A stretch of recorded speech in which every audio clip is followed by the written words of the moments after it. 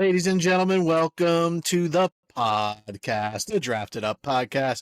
That's Nick. I'm Theo. Football season is officially over. The Super Bowl is wrapped up, and we're 69 very nice days away from the NFL draft. So you know we're doing our first mock draft here before we take our little 2-week vacation. Nicholas, how you doing, dude? Doing good, dude. Season's over. The season that got us into the podcast, the draft season, it's already done. Season's over. We're a full cycle in at this point. So I'm excited to get back into where we got started. Rookies, baby. Prospects. Yeah, we're gonna bring back the Couch Scout series. So that'll be our first episode back. I'm excited, but I'm also looking forward to that 2-week vacation. Even though it's not going to be a vacation, it's just needed grinding tape for said podcast. Yeah, for sure.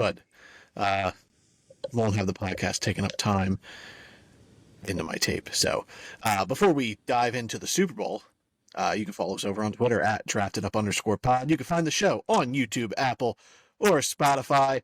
Search Drafted Up Podcasts. We'll be there. Like, rate, subscribe, review. We appreciate it. Word of mouth. Tell a friend. All pub is good pub, I suppose.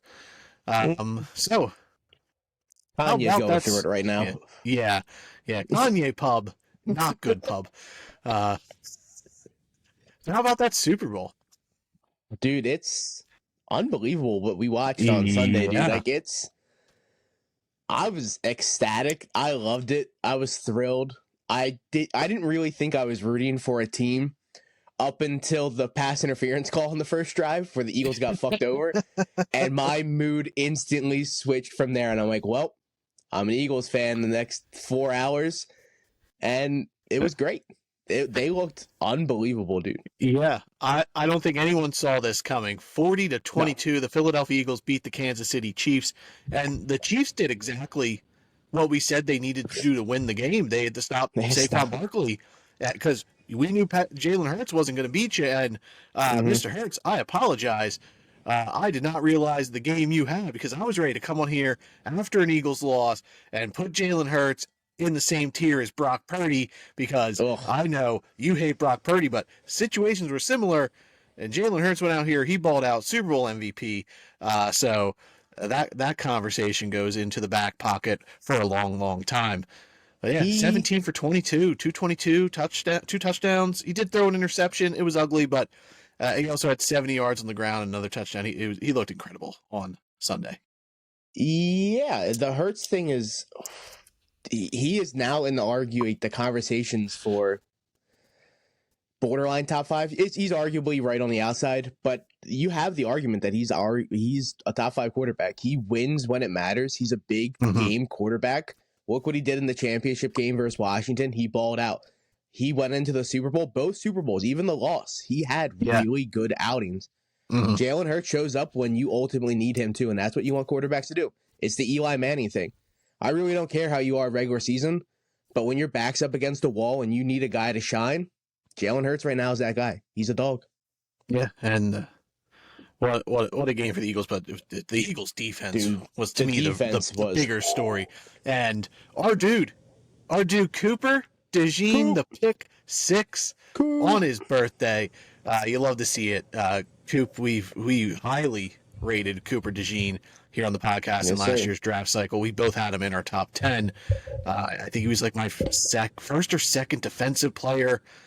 And he fell. He fell for who knows what reasons, and the Eagles got an absolute steal with Cooper DeJean, and it showed there Super Bowl Sunday. And then Zach Bond as well. They picked him up in free agency, all-pro this year, the Defensive Player of the Year nominee, and he's a free agent. Yeah. So either the Eagles are going to have to actually pay a linebacker for once, or they're going to let this guy go and completely do their usual cycle of just picking up a guy off the streets.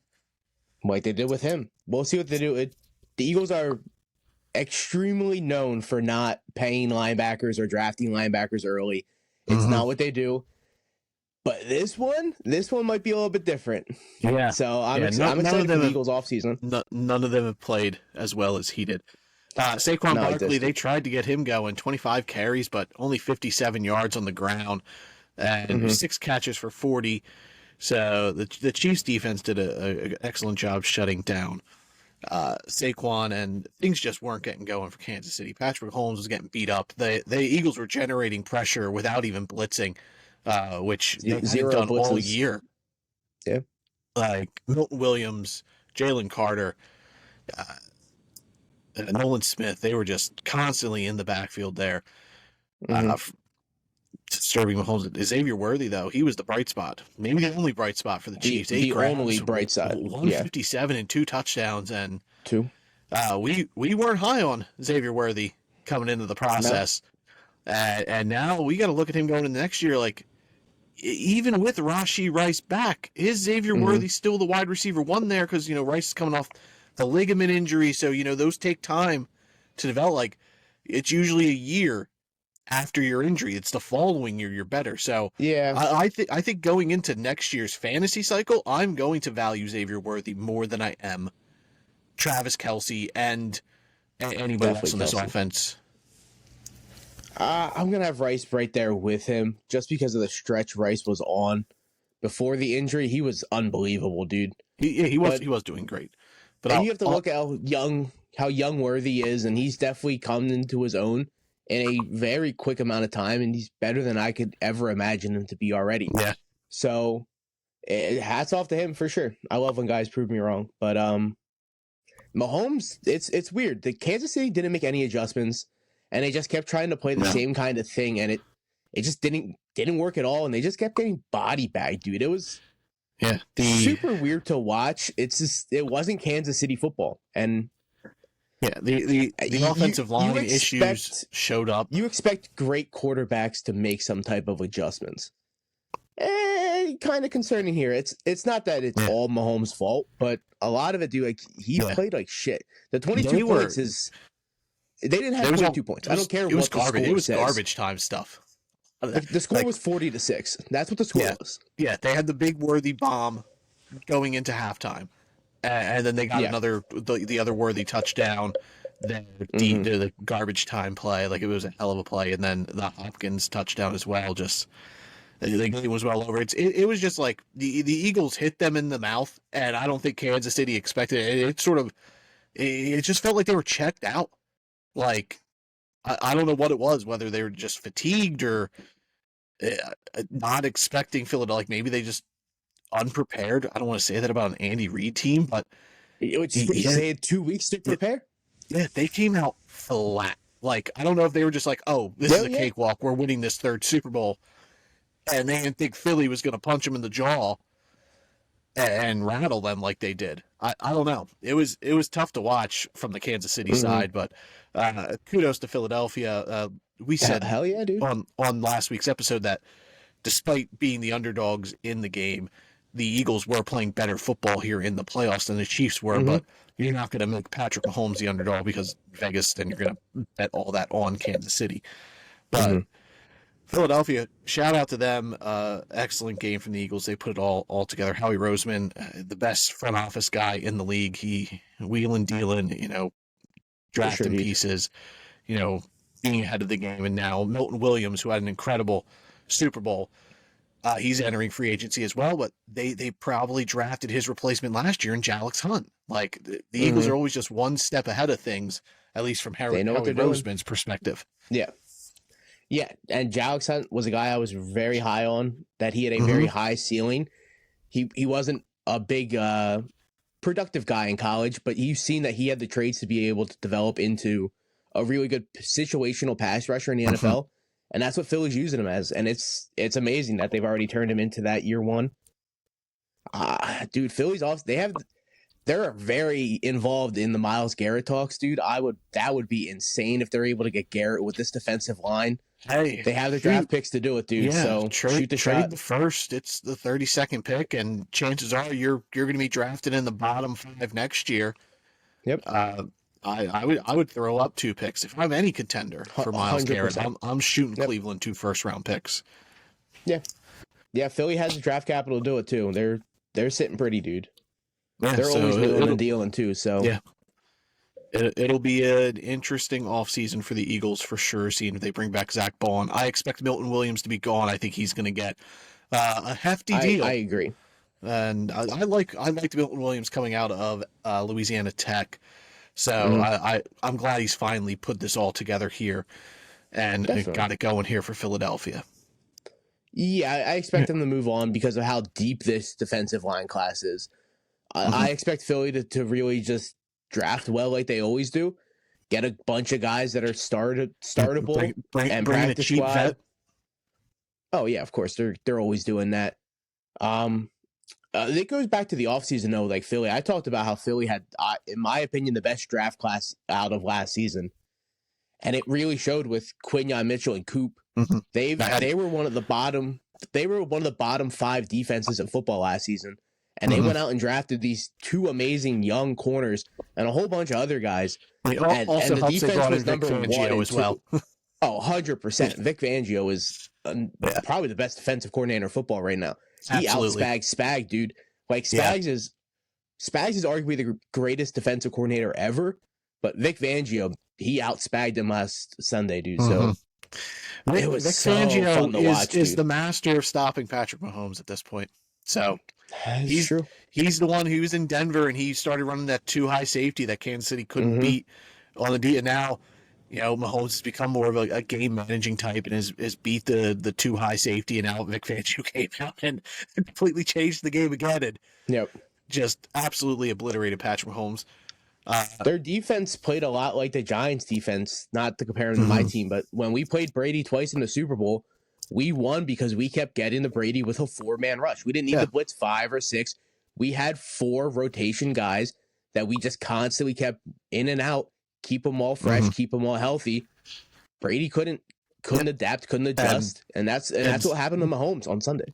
And similar situation for the Giants, like you guys and the Eagles, you guys were playing house money, and it's the Super Bowl. Like, I don't want to say you have nothing to lose, but on the other side, there was more historic focus. The Patriots undefeated season, Kansas City potential first three-peat in the modern Super Bowl era.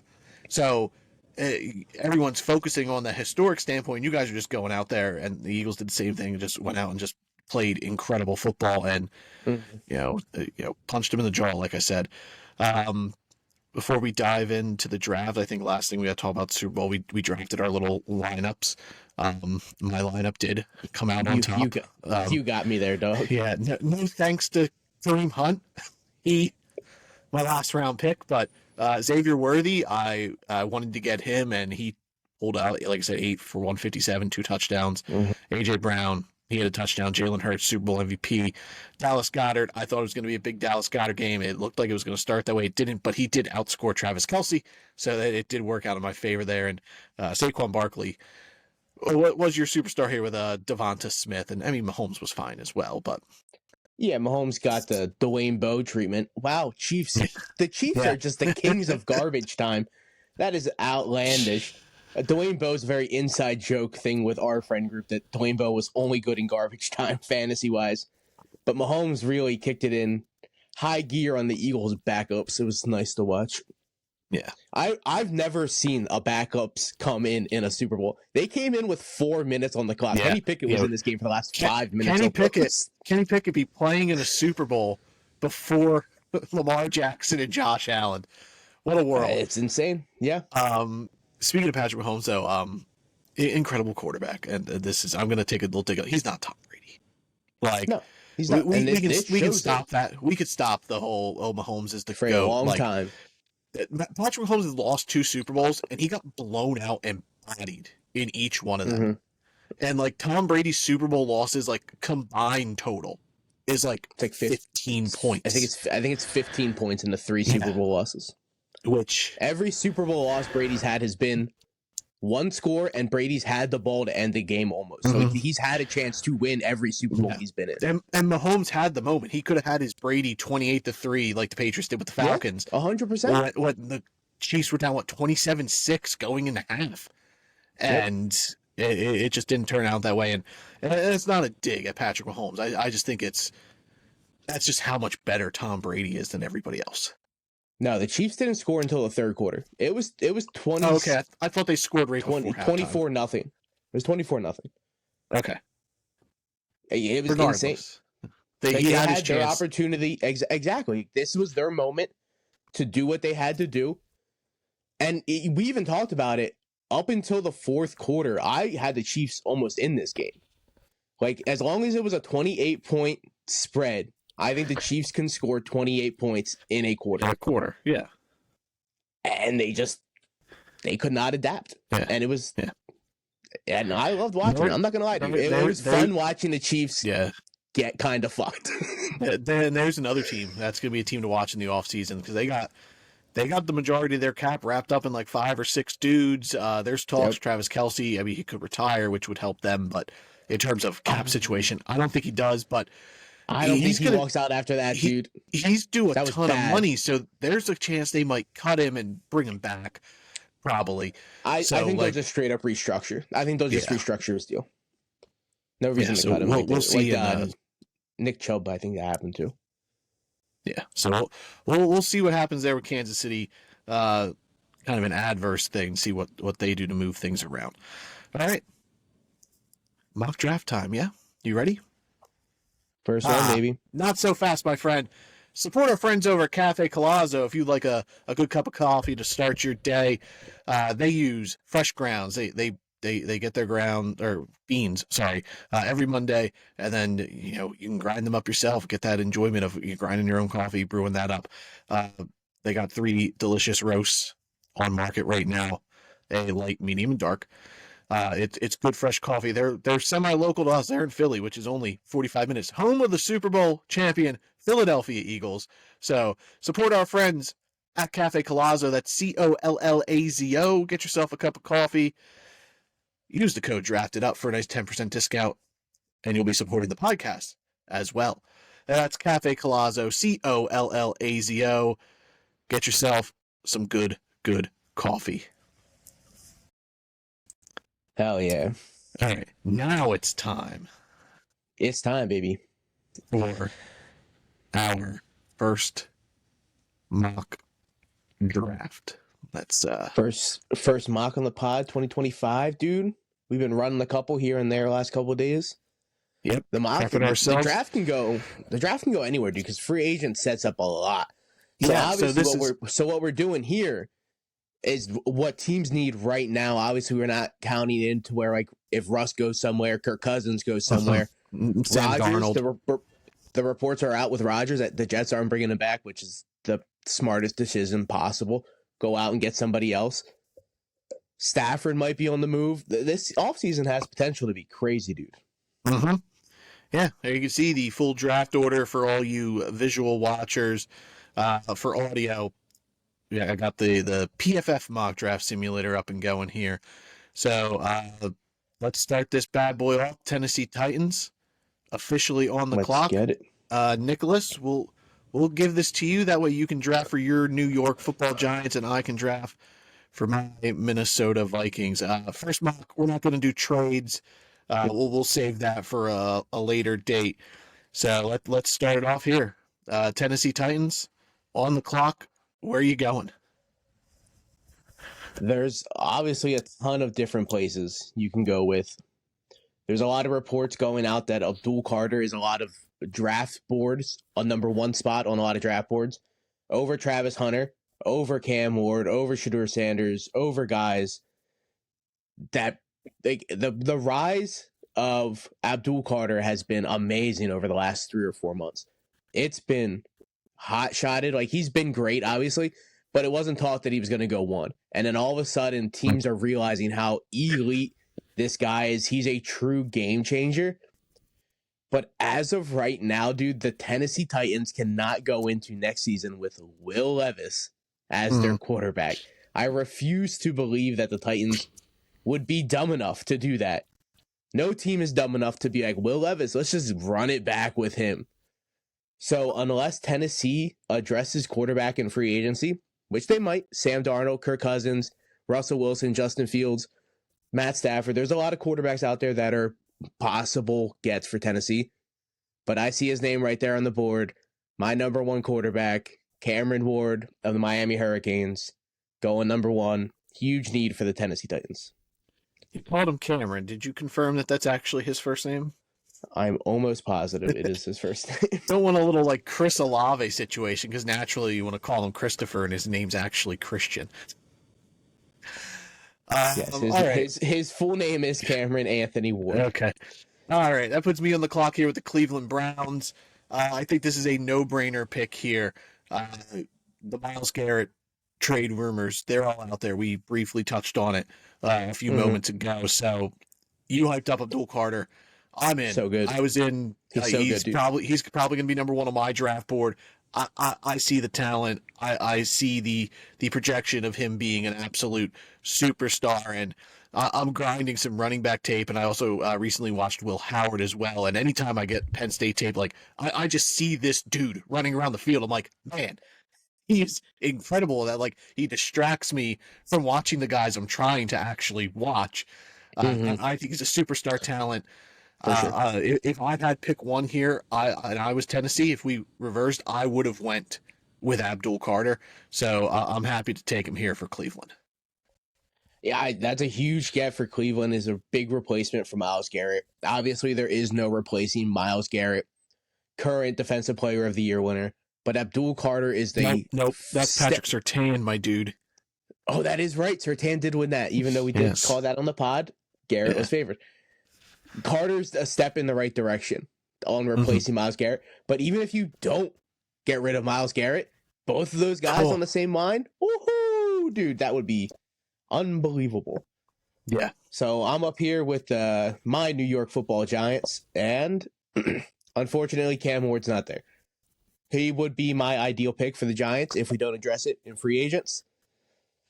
So Brian Dable's going to have to bite the bullet here because as of right now, we don't have a quarterback. And reports are that we're not huge on either quarterback or any quarterback in this draft class as of right now. But Shedeur Sanders would be my pick right here for the New York Giants. It's so simple. It's like a shoo-in that if Cam Ward or Shedeur Sanders is there at 3, we're going to pull the trigger on one of them. I'm not huge on Shedeur, but he's probably the best pure passer in the draft.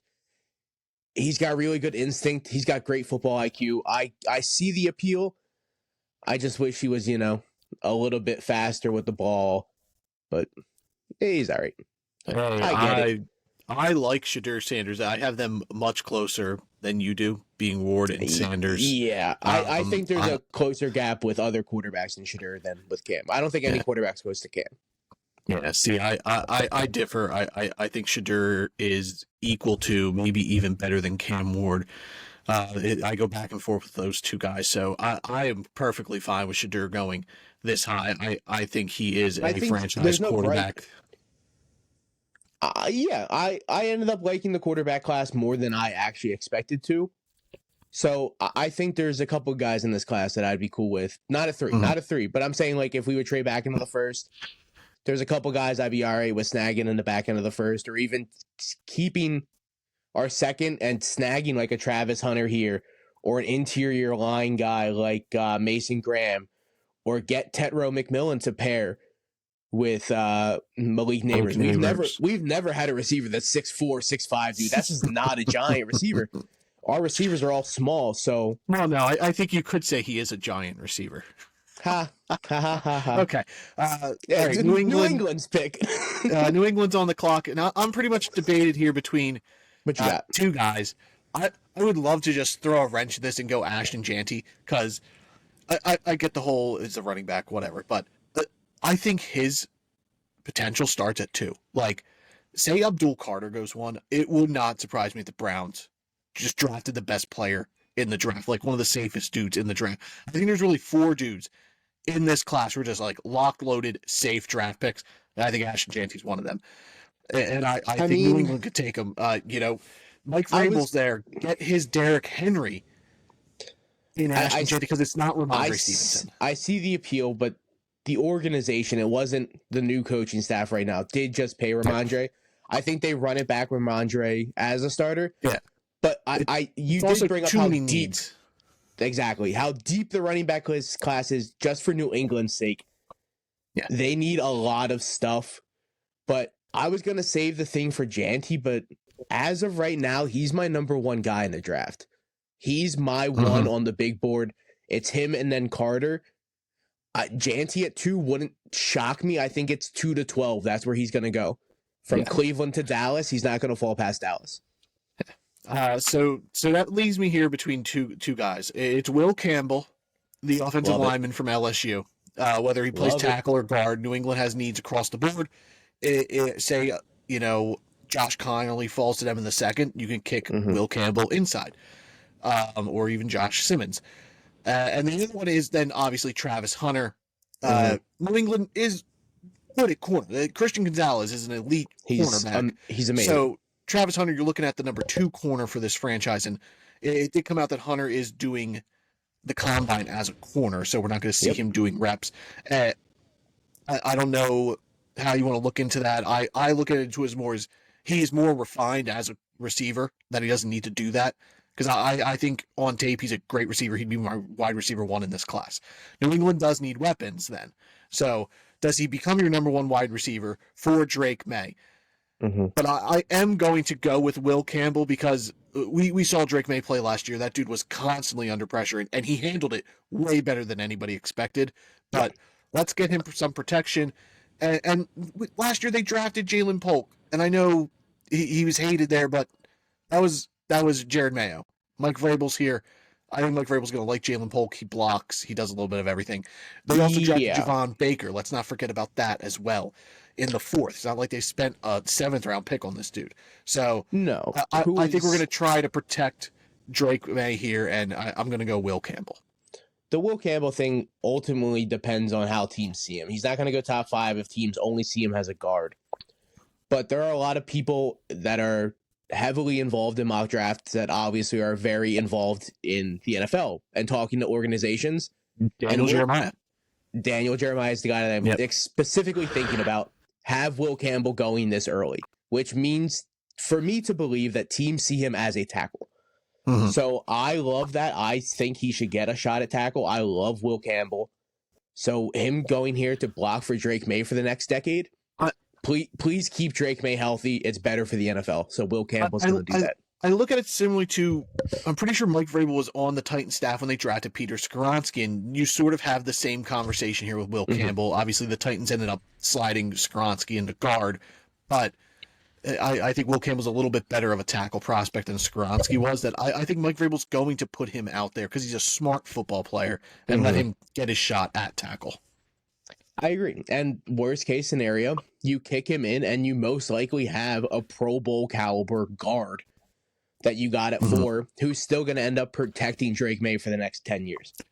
So I think Will Campbell could play center. I do. Oh, I agree. I think he could play any spot on the offensive line and shine. I think he's going to be fine at tackle, but I do see the little arm kind of the worry at tackle. It is what it is. But he's a super safe pick. I love the pick for New England. 5, the Jacksonville Jaguars. Just like you, Travis Hunter is in the mix right here for Jacksonville. They could use a corner. They could also use another receiver here and there. Christian Kirk is, he's coming off injury and he's getting up there in age, and BTJ is the only guy. And Gabe Davis's cheeks. Yeah, exactly. But I think the Mason Graham fit to Jacksonville is just perfect. Like, if you add Mason Graham to that defensive line and the pieces they already have, that's a defensive line that could arguably be top 5 in the NFL. That's a really good defensive line. And Mason Graham he's really good, dude. Like, I get the Travis Hunter hype. And I don't want to not call him a generational player because that is a disrespect to him. But he's only a generational player if he's playing both sides of the ball on as many snaps as he did in college. If he doesn't do that, then he's just a corner or he's just a receiver. And he's still he's amazing. He's elite. But he's not generational because he's only playing one side of the ball. Then he's just another kid in the draft. I don't think he's going to be a two-way player in the NFL. I think he's going to be a corner or receiver. It doesn't matter which way he leans. But I don't think he's going to end up being a two-way guy. So I'm leaning Mason Graham here. How do you feel about that? I really think it's a better fit. I brought up the 4 guys that I would have locked as safe. Like, you just lock and pick them. Travis Hunter is one of those. But Mason Graham, I think, going into summer scouting, Mason Graham was top of my board for this draft class. I think he is a superstar defensive tackle. Yeah, and it's been 2 years in a row where he's just been amazing, dude. And back-to-back seasons, he's just different, dude. I'm going to pick Mason Graham here. No disrespect to Travis Hunter. And people are going to see it's like, oh, my God, these guys don't have Travis Hunter in their top 5. I think that's a realistic scenario where he falls. Yeah. Not like drastically. There's just... the fall ends here. It's going to end right here, exactly. And him fall, and that's a fall for Travis Hunter. Because people are talking about him that he's clearly the number 1 guy in the draft, yada, yada, yada. There's guys in this draft that I would personally take over him. Like you said, he's your number 1 receiver. He's not my number 1 receiver. I think Tetro McMillan is a way better wide receiver than Travis Hunter. He might be my number 1 corner at the end of it. I haven't deep dove into corners, but as of right now, he's not my number 1 corner. It's Will Johnson from Michigan. So, like, I have him 2 at both of these positions there he's elite at. I would just rather Mason Graham or, like, all these other guys, but him going to Oakland would be an amazing fit. I love that. Yeah, so Las Vegas here on the clock at 6, and Travis Hunter's the pick. They have a needed receiver. Jacoby Myers is good. He's a consistent, just lock him in, reliable wide receiver. He's not number 1. He's a high-end number 2. He's a really good number 2 wide receiver in football, 100%.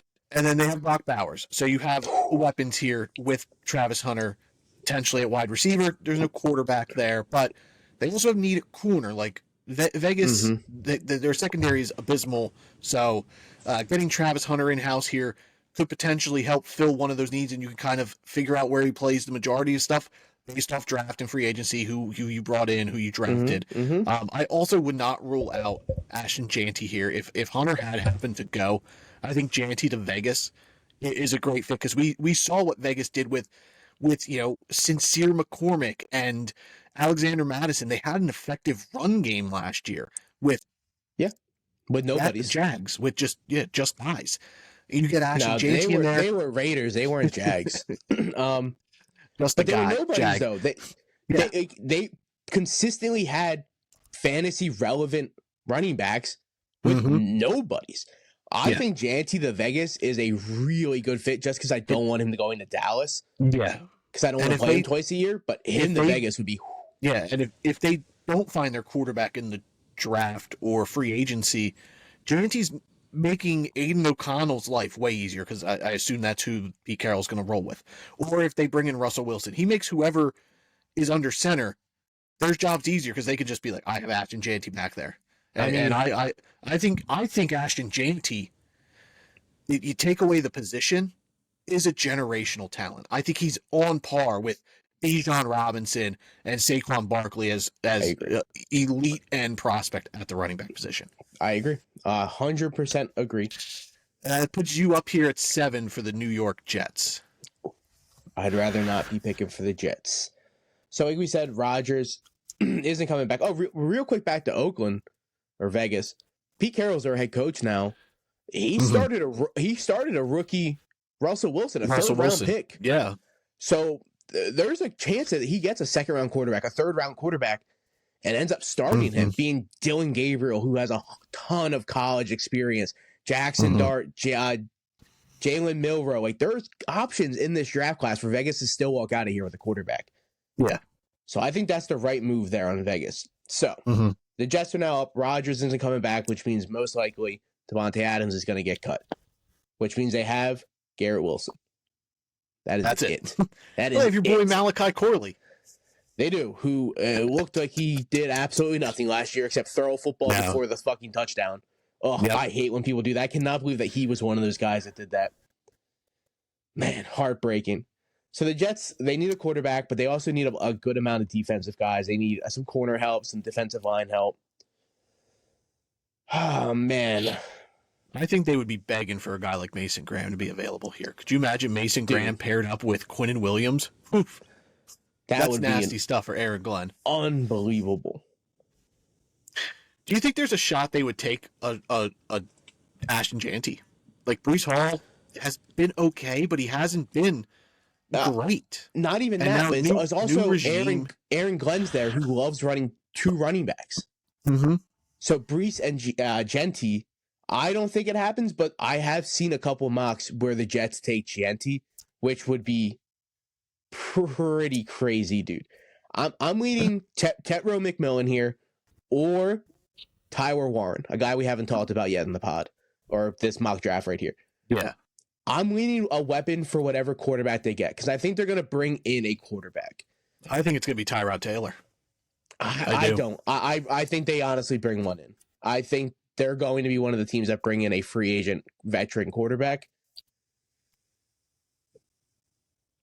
I'm gonna go with Tetro McMillan. A big body receiver to pair with Garrett Wilson. I like that. It adds so much to that offense because they're like complete opposite wide receivers, and both those guys, for any lucky quarterback, it doesn't matter who it is, even if it is the what's his face, the guy that you just brought up, Tyrod Taylor. I'm blanking on his name. I'm really trying to focus here because my PFF website crashed, so I'm trying to import our draft as I'm talking to you. But I'm gonna shoot it back over to you here for Carolina, dog. Yeah, so Carolina up here at 8, and man, going into like Carolina, you going into this season, you thought they might be in the quarterback market, but Bryce Young, he balled out here at the end of the year. He looked great. He's locked his job. Mm-hmm. This is his job now. And I'm looking at Ashton Jeanty. I'm like, man, I really wish they hadn't drafted Jonathan Brooks last year, and then followed that up with paying Chuba Hubbard, because Jeanty with Bryce Young, and then they drafted Xavier Legette. Like, you got the inner workings of a great offense here. So, Jeanty is out of the picture for me here. I don't think there's a shot they take him. This to me is a defensive pick, and the top player right now on my early defensive board available is Mike Green, the edge rusher from Marshall.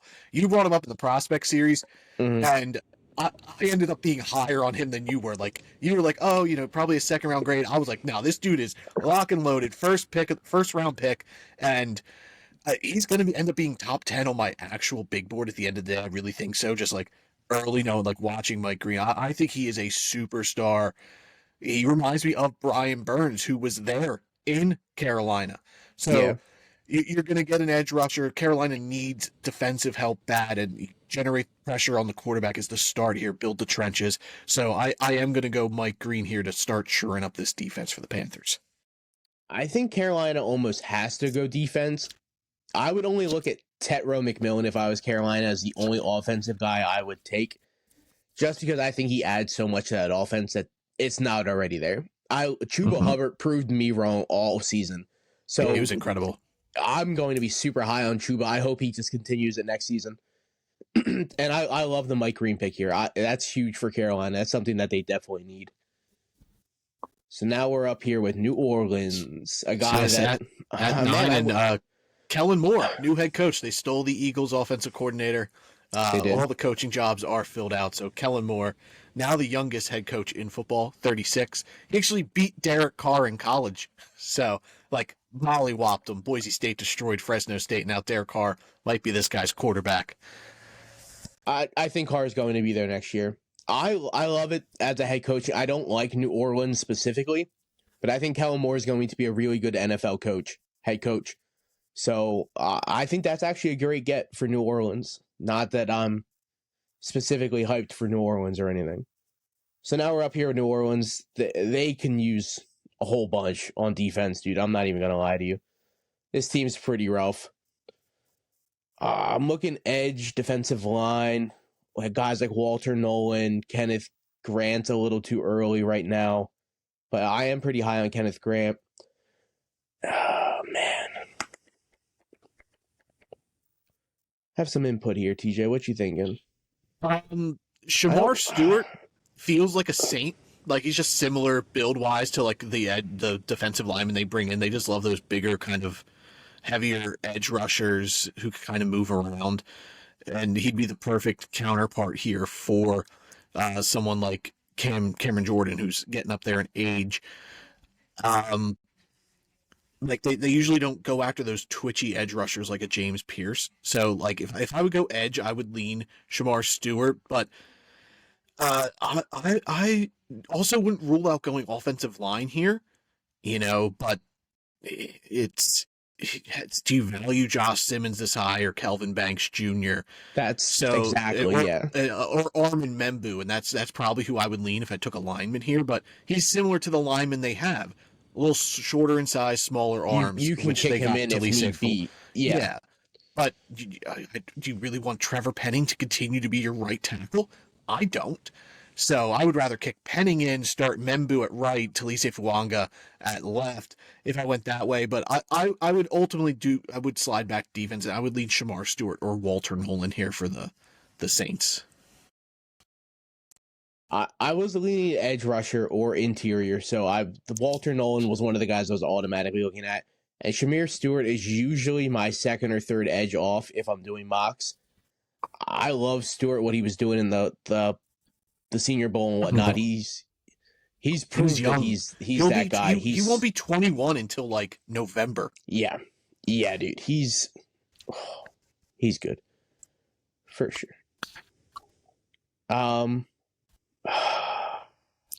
like Mikael Williams, but he played most of the season hurt, which really affects his tape. And you could tell he wasn't 100%. Yeah. He had that ankle injury. He missed time, and he just never really recovered too much. But Shamir Stewart, he's been that guy.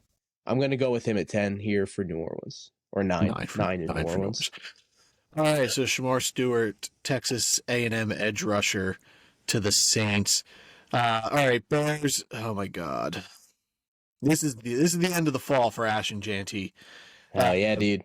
Ben Johnson's there, and he's looking at Ashton Jeanty and being like, I'm getting my Jahmyr Gibbs, baby, because I don't have that. I don't care that we're paying DeAndre Swift a ton of money. I don't like that guy. I've had that guy.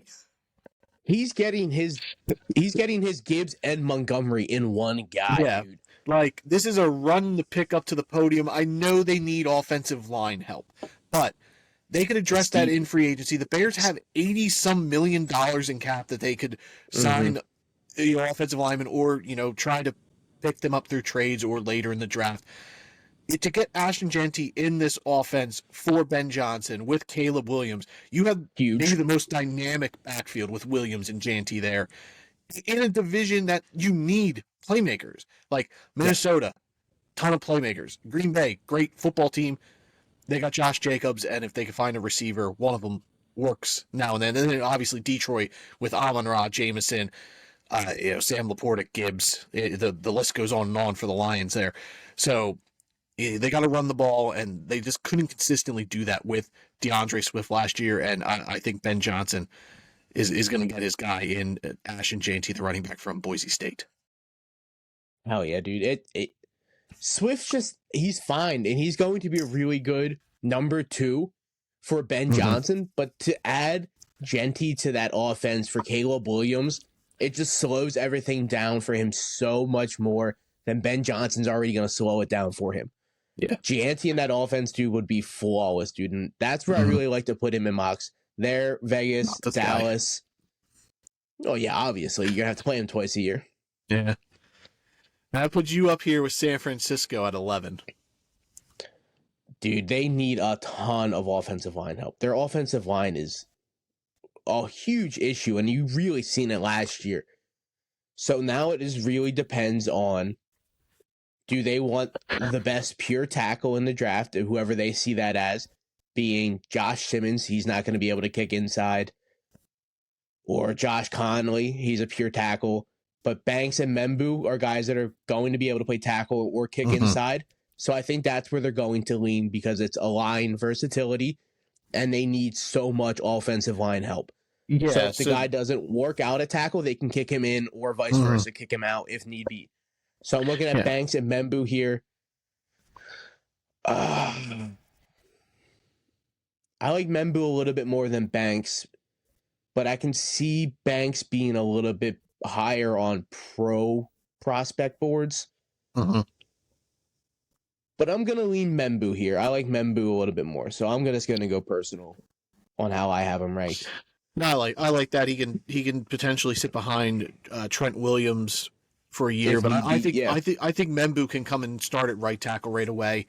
They drafted Dominic Puny last year, who was a tackle at Kansas, and he slid in to guard. And I loved Puny coming out. I thought he was going to be a great guard. He played really well for San Francisco. So pairing up Membu with Puny, I think that's a good start there in rebuilding that offensive line.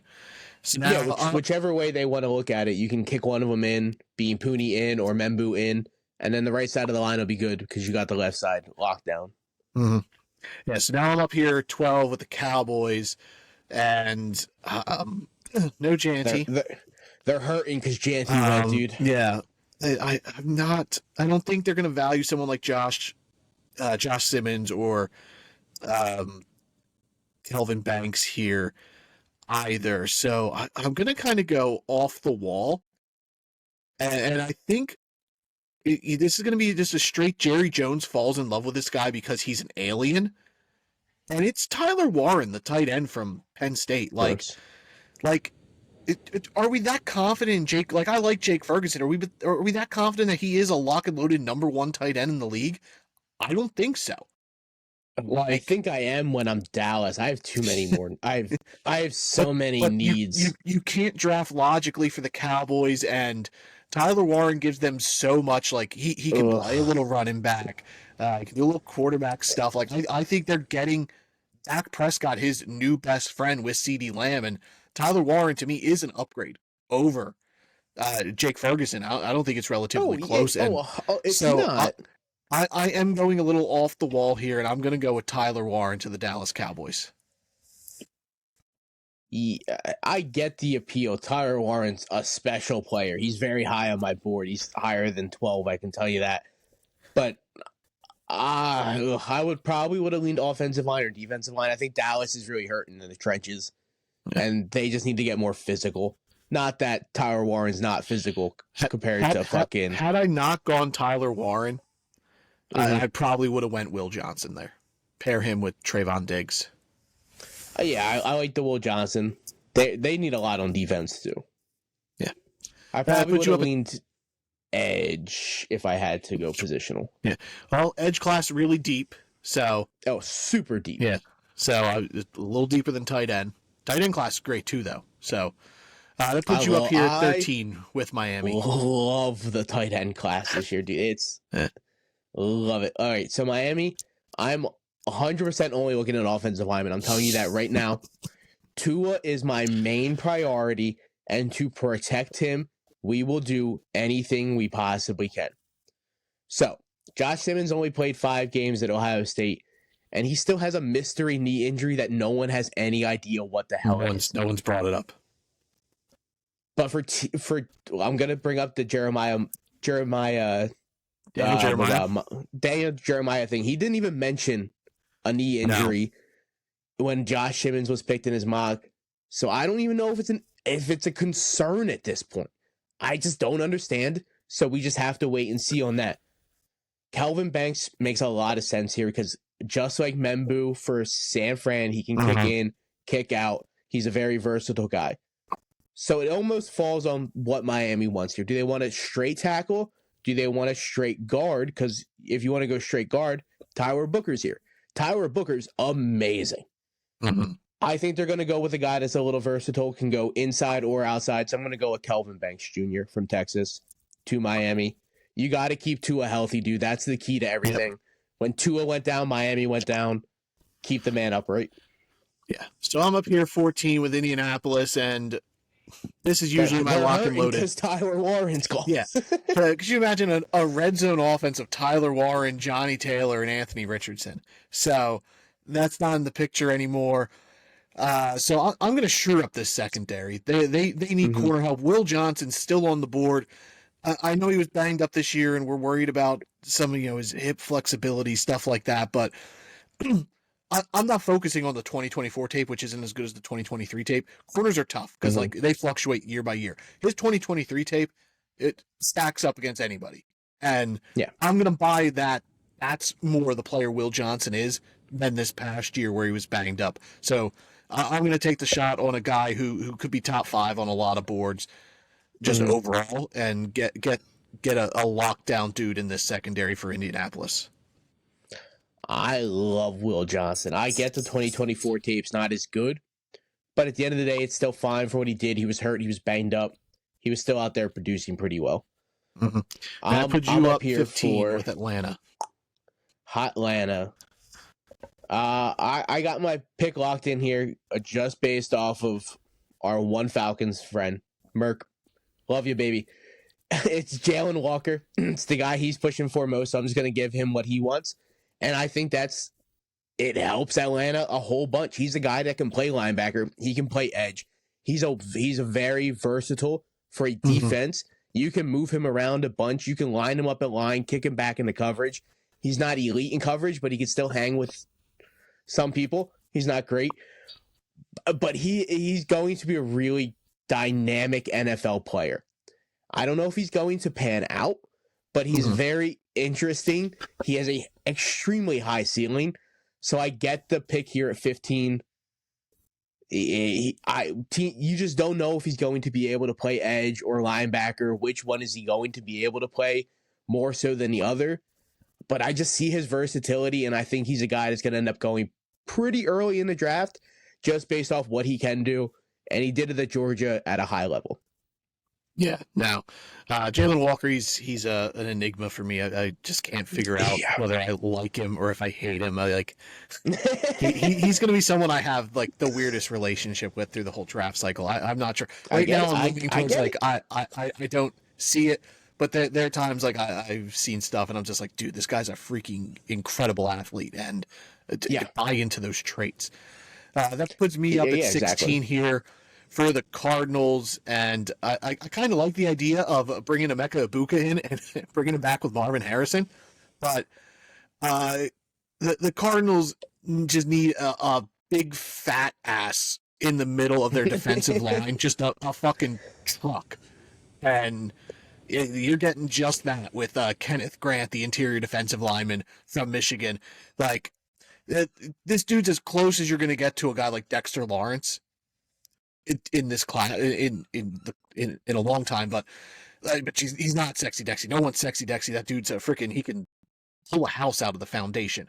But Kenneth Grant is built similar. He's 340, 6'2". He's just a big, girthy body. Just plant that ass right in the middle, that nose tackle, and you plug up those holes. And I think Arizona's missing that desperately. So Kenneth Grant there to the Arizona Cardinals, the interior defensive lineman from Michigan. We're halfway through, so before we pick for the Cincinnati Bengals at 17, let's shout out our friends over at W Energy. I got the shaker going on, and I'm drinking one of their new limited edition blends that's with Crunchyroll, the little anime company. It's a blue tropical punch. It's delicious. But yeah, W Energy, they pride themselves on ingredient disclosure, no chemicals, no dyes, all that sort of stuff, and it's a great product. It's it gets you going, it gives you a good little wake up, and they also have stuff that's not not energy. They have hydration drinks, they have merch, they got shakers, a lot of cool stuff over there. So visit our friends over at W Energy. They got an app, you can download that on your app store. That's WDUBBY, or visit their site www.w.gg, and of course use the code DRAFTEDUP at checkout for a nice 10% discount. So that puts you up here 17 for the Cincinnati Bengals. Cincinnati, dude, I'm going boring here. Cincinnati's got to go boring. They're too flashy. You got to go boring. You got to get a guy that's going to keep Joe Burrow upright. I'm tired of Joe Burrow getting it. I'm just tired of it. We're going the other way. I figured you were going defense. Okay. No, I'm not. They can figure out whatever the fuck they're going to do on defense. I'm not going to sit here and try to come up with some thesis on what Cincinnati needs to do on defense, because it's a whole fucking bunch, and I'm not about that life. I'm going Tyler Booker, guard, Alabama, for Cincinnati. I think he's the best pure guard in the draft. There are guys that can kick in or kick out, but if we're going just pure guard, that's what he's going to be. It's Tyler Booker. He is a dog, dude, and he's so smart. His football IQ is off the charts. He's loved by people at Alabama. And if you're getting praise from people at Alabama, You are a very high level, intelligent football player, and Cincinnati needs that on the offensive line, dude. They need help, and he's going to bring that to Cincinnati. People at Alabama refer to him. They just like straight tell people that he's like the Will Anderson of the offense. And Will Anderson was an incredible, amazing coming out of Alabama, going to the Texans. So, no. Sidebar: did you hear Joe Burrow on the Pardon My Take podcast? I heard Joe Burrow on a couple podcasts. I don't know if, but he was talking about he was explaining how the Bengals can move money off his contract to bring T. Higgins back and pay Trey Hendrickson. I did hear this. Like, this dude's super smart. He knows he wants to keep this team together if they want to stand a shot. Like, they have to. He's trying to force the organization's hand in paying guys, which it's great because the Bengals notoriously don't do that. So, shout out Joe Burrow there for trying to keep the team together here because they got a great core.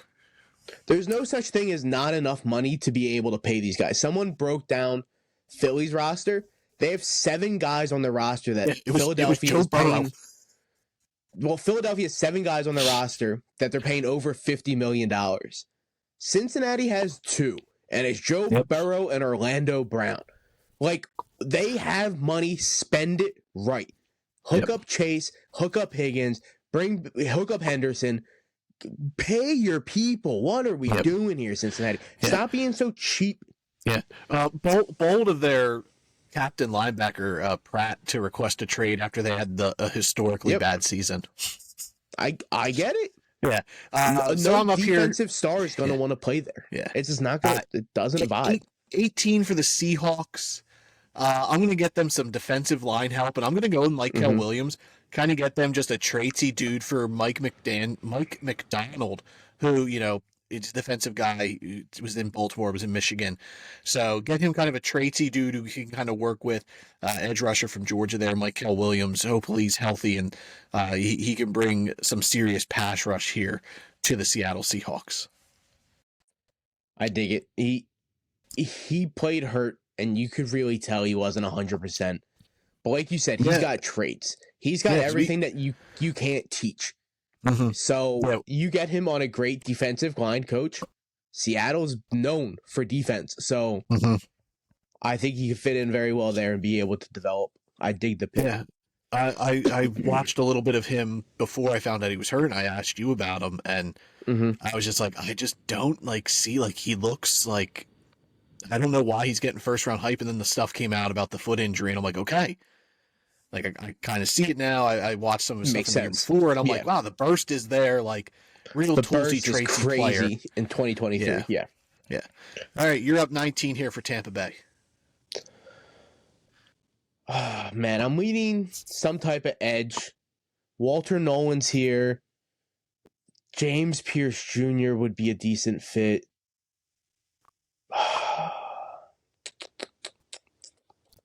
Talk me out of edge, TJ. Talk me out of defensive line. They drafted Chris Braswell last year in the second round from Alabama, the edge rusher. So they did. I think people kind of forget about that. They just look at the front of the depth chart and are just focusing on that, whereas they spent a high-end draft pick on a edge rusher last year. So I don't see edge as the biggest need for Tampa Bay. I think they need corner help desperately. That's where I'm looking right now. So I'm looking at guys like Jahade Barden, probably really the only cornerback I'm looking at right here.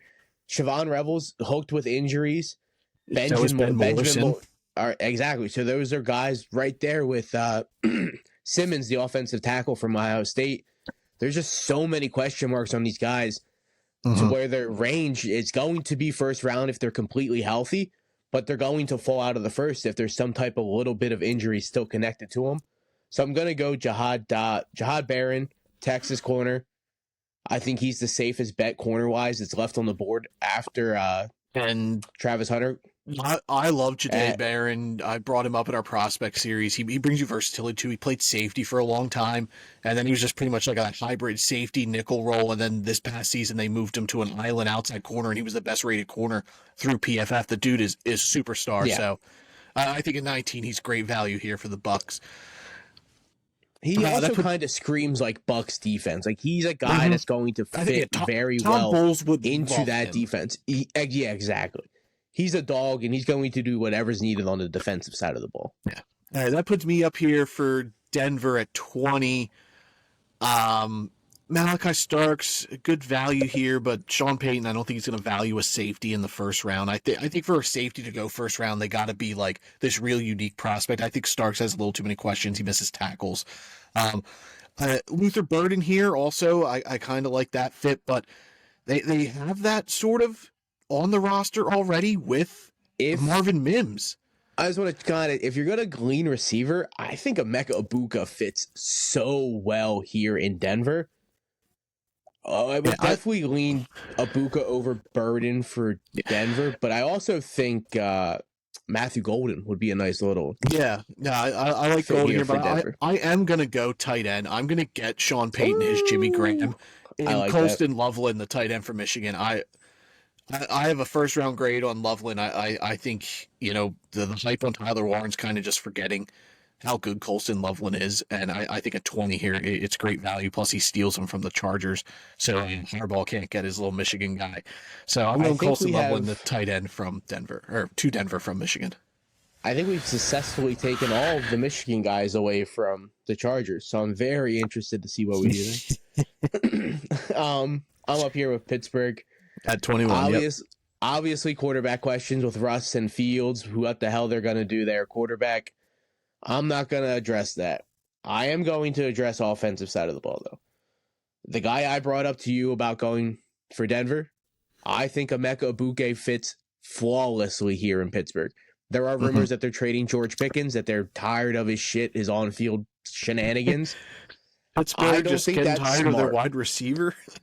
I think the pairing of Pickens and Egbuka would be killer to any quarterback that gets on that field. Egbuka is a better version of Deontay Johnson. Oh, 100%. Yeah. Ibuka's route tree is crazy. I love the way he's such a natural catcher. His route running's great. I think he's going to run really well. I just the more I watch of him, I just keep liking him more and more, and I already liked him a lot.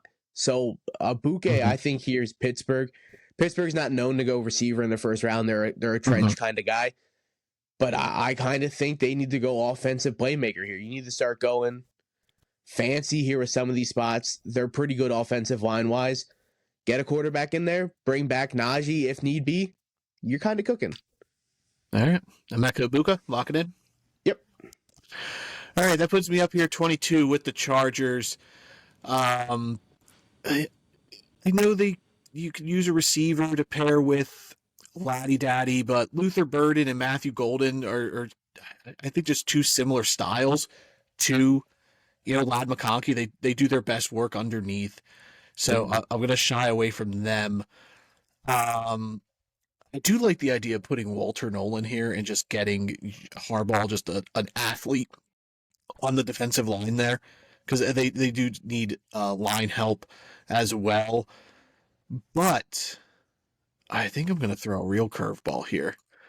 And I'm going to the opposite side for Harbaugh. He always played Ohio State, and he was seeing the work Trevion Henderson was doing against his Michigan teams. And, J.K. Dobbins, he was banged up. Gus Edwards hasn't worked out there. We know Harbaugh wants to get a true blue running back in-house.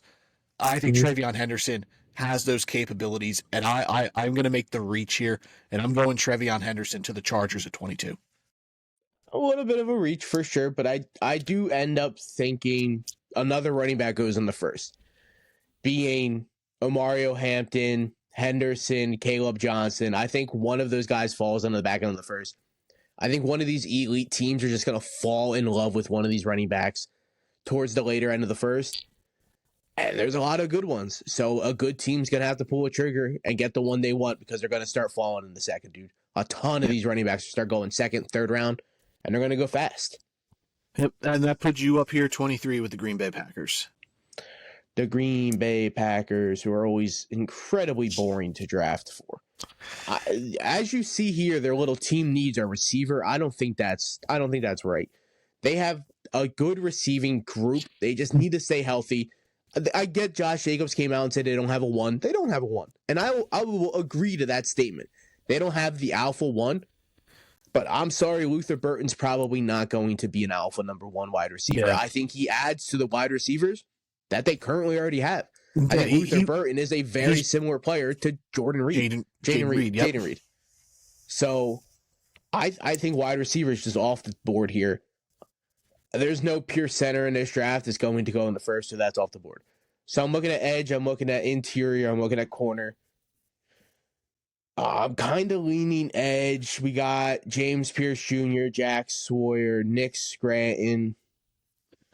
Nick Scranton feels like a Green Bay player. He's the guy I would lean to if I have to go one of the edge guys. There's nothing wrong with James Pierce. I think he ends up going probably around this range. But I'm going to go with Nick Scranton. He's been very productive the last 2 years, 8 sacks in 2023. Step back this year with only 4. And I think that was a Texas A&M thing because Shamar Stewart only had a 1.5 sacks. And like Walter Nolan wasn't producing there when he was there. And Shamar Turner, same situation. But like, and Scranton put on weight. I think if he gets back down to that Purdue weight, I look at him the same way I do Will Johnson. I value that 2023 tape more than I do this past year.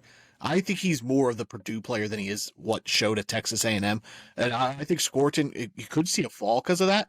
I think he's going to be a steal at the back end of the first, beginning of the second round.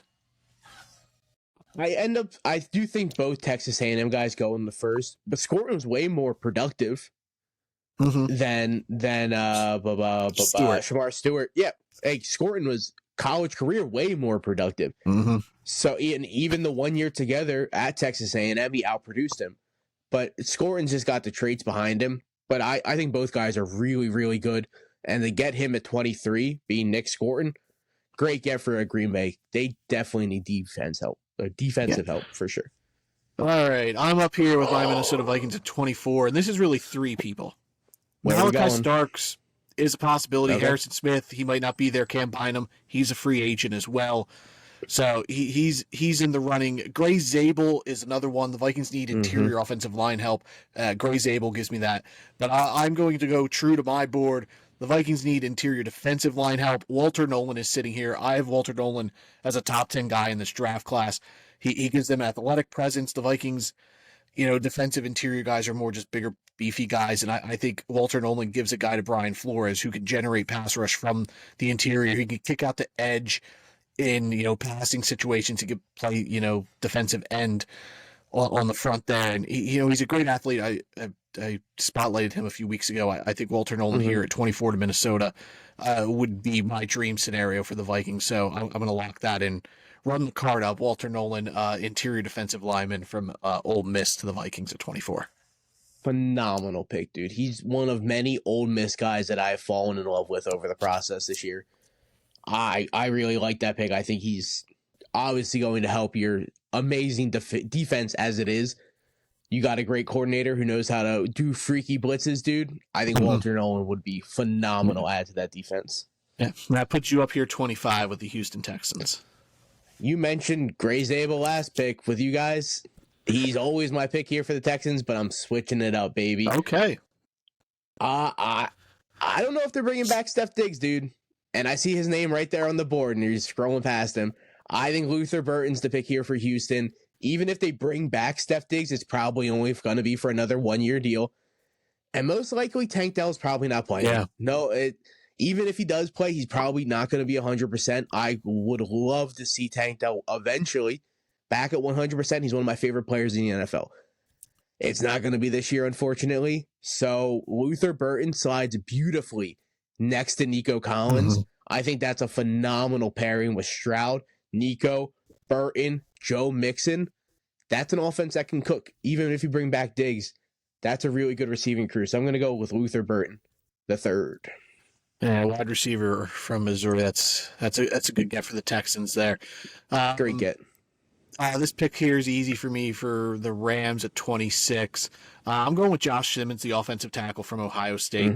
The Rams, they were banged up on the offensive line all year, and their offensive tackle was okay, Aldrich Jackson, but Josh Simmons, he could sit a year potentially, and the Rams could ease him in that way, or he can come in midway through the year, potentially keep Matt Stafford upright if he's there. But I think there's too much potential there. He fits the scheme. He's really an athletic tackle. He moves really well, and his 5 games of tape this year, he was the best tackle in the class.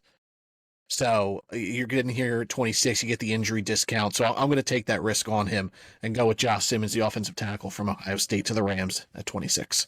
Yeah, if I just grade out his 5 games that he played, he's by far my number 1 pure tackle. Like, if you no adjustments, no kicking in, no kicking out, pure tackle, Josh Simmons was amazing those games he played. I hope the knee injury isn't as serious as some people think it is. It's not all people, obviously. But a knee injury is nothing to mess with. So I hope he comes back healthy. But like you said, he could sit a year with the Rams. So if it is a serious injury, take a whole rookie redshirt season, come back healthy next year. Yep. I love that pick. Yeah, that puts you up here 27, Baltimore Ravens on the clock. As always, good players fall to the Ravens here as we're looking at Malachi Starks, James Pierce still on the board for Baltimore. Is that the route you're going, or are you going somewhere else? I kind of like James Pierce here, but he doesn't really scream Ravens to me. I'm going to go the same kind of route you went there with Josh Simmons. I'm going to go Josh Connolly Jr., tackle Oregon to the Ravens. Ronnie Stanley's a free agent, so. Exactly. I'm just banking. As of right now, they need tackle help. And if Stanley's not there, Connolly can slide in nice. Or even if they bring in a guy and Stanley can sit a year, really develop. He doesn't need to start right away on the Ravens line. I think Connolly was probably the best tackle at the Senior Bowl when he got a bad showing because of Mike Green.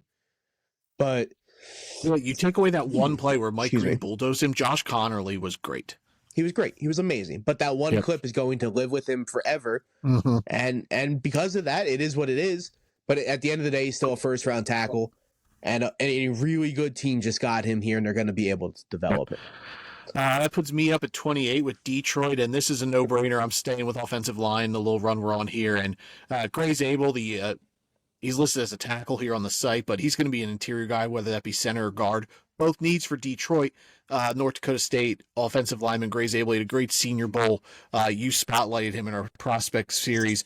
So here at 28 for Detroit, and I think this is his range, anywhere from like 20 down. I think we could start seeing Gray's able be in contention. So to get him here at 28, North Dakota State, Gray's able here to the Lions. Yeah, no, I agree. From like pretty much 18 to 20 down is going to be where Gray's able now enters the board. And like the last 2 teams getting offensive linemen, a really good team just got a really good offensive lineman. So that's how it starts. And if he fits the Lions and Dan Campbell, that gritty, just in your face, beat you up kind of lineman there. So that's a good get for Detroit. And that puts you up 29 here for the Washington Commanders. Yeah. Okay. Let's go with Malachi Starks is just falling, dude. It's crazy. It's blowing my mind, dude. He's not going here, though. I can tell you that much. I'm going to go with James Pierce Jr. I think Washington really needs to get a good amount of edge help to solidify that defense a little bit more. They really did. They came around strong at the end of the year. They started really slow. But you can never have enough situational pass rushers. The NFL, that's what you need. You need a consistent pass rush. Look at Philadelphia picking 32, and there's a reason why. And I think James Pierce Jr. adds a lot to the Washington defense. Yeah, he fits that role. I think he's going to be a rotational guy early on in his career as he develops, but he's just to pin his ears back and get to the passer. So let him go. Dan Quinn would have a lot of fun with that. I'm up here at 30 with the Buffalo Bills, and here's where the fall stops. I'm going to go Malachi Starks, the safety from Georgia. No disrespect to DeMar Hamlin. He played much better than he has any other time, but, you got to upgrade, and Buffalo needs help in the secondary, and Malachi Starks here on the board. A good football player falls into their lap, so I'm going to run that pickup, the safety from Georgia to the Bills at 30, putting you up with the Super Bowl runner-up, Kansas City Chiefs at 31. Well, we've seen how Oh man, there's really all the offensive line is the rough, lineman went. dude. Oh my putting them in a tough spot here. No, we're pivoting. I'm pivoting out. I'm gonna go with let's try something else here. Let's try that. I like that. I like Tyreek Wilson, defensive lineman, Ohio State. Obviously, Tyreek Williams. Yeah, Tyreek Williams. My bad. Obviously. Oh no, switch that out. Don't lock that in. Okay, I was going to bring up a different Ohio State guy attack who's a little lower on the PFF board. I don't know why. Being Donovan Jackson, he's one of those guys who can also flip in interior as well. I like TJ Sanders more. I'm going to go with TJ Sanders. TJ Sanders, let's go. I'm going to lock TJ Sanders in with the pick. I think he ends up going into the first, early second. He's a dog, dude. I love TJ Sanders. I love him. I think he could be the guy that can rotate with Chris Jones. Get him, because Chris Jones was dying on the sideline, dude. That dude played through hell. You've seen the pain he was in at the end of the game. That guy cannot be out on the field that much. I think TJ Sanders is a guy that can go in there, play 3-4 outside, play interior on a 4-3, kind of move around a little bit. He's a little under 300, I think. Yeah, 295. I think he's like 6'3", 295-ish. I think he's a guy that can really add to the Kansas City defensive line. Yeah, he's a really good football player. I really like that. Hell yeah, dude. That puts me up here, 32 with the Super Bowl champion Philadelphia Eagles. Wide receivers listed as a need, but the Eagles, I just don't think they're going to address that. The third receiver, the Eagles don't really run a lot of 3 sets. So, but besides Smith, the Eagles only draft the needed positions, being offensive line, defensive line, corner, key spots for an NFL team is how the Eagles draft early. And they just hit on all these guys. So I expect them to continue with that trend. Yeah.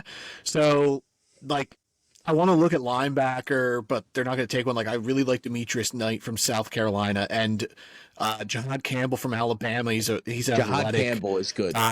But again, this is the Eagles. They're not going to value that position. No. So, Darius Slay, he's coming to the end of his career. He wants to play one more year. So the Eagles are always drafting ahead of the game. We got a guy like Coop DeJean, we got Quinyon Mitchell. Let's, draft our replacement for Darius Slay to play the outside. Coop can slide in, play nickel. And I'm going to draft a guy who's coming off an ACL injury. An incredible talent here falls to Philadelphia. And I'm going with Siobhan Revelle, the corner from East Carolina, to the Eagles at 32 as a next year guy to step in for Darius Slay. And then we're looking at Revelle, Mitchell, and Cooper DeJean for Philadelphia's secondary in 2026. Yeah, dude, it's literally a callback. We're pulling a stand-up thing. We're calling back to the first 12 minutes of this show when we talked about how Philly's always one step ahead.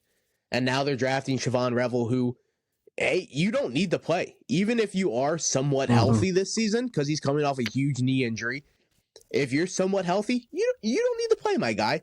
Just sit back on the bench, get really healthy, learn the system, become a way mentally smarter football player, and then start hitting the gym. There's no reason to play. We got Slay out here. We got 2 great corners. We're good right now.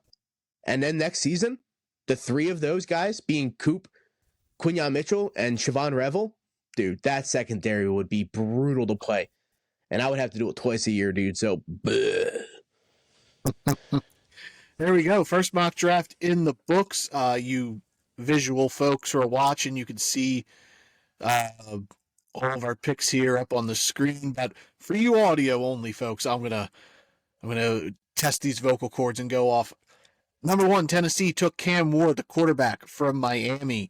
At 2, the Browns went Abdul Carter, edge rusher from Penn State. 3, the New York Giants took quarterback Shadur Sanders from Colorado. 4, New England took Will Campbell, the offensive lineman from LSU.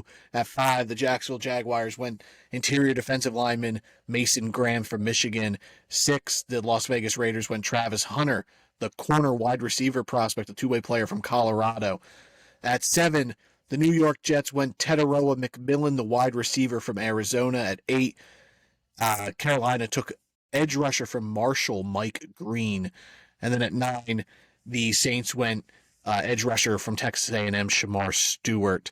And then at 10, we have Ashton Jeanty, the running back from Boise State to the Chicago Bears. At 11, the Niners took offensive lineman Armin Membu from Missouri.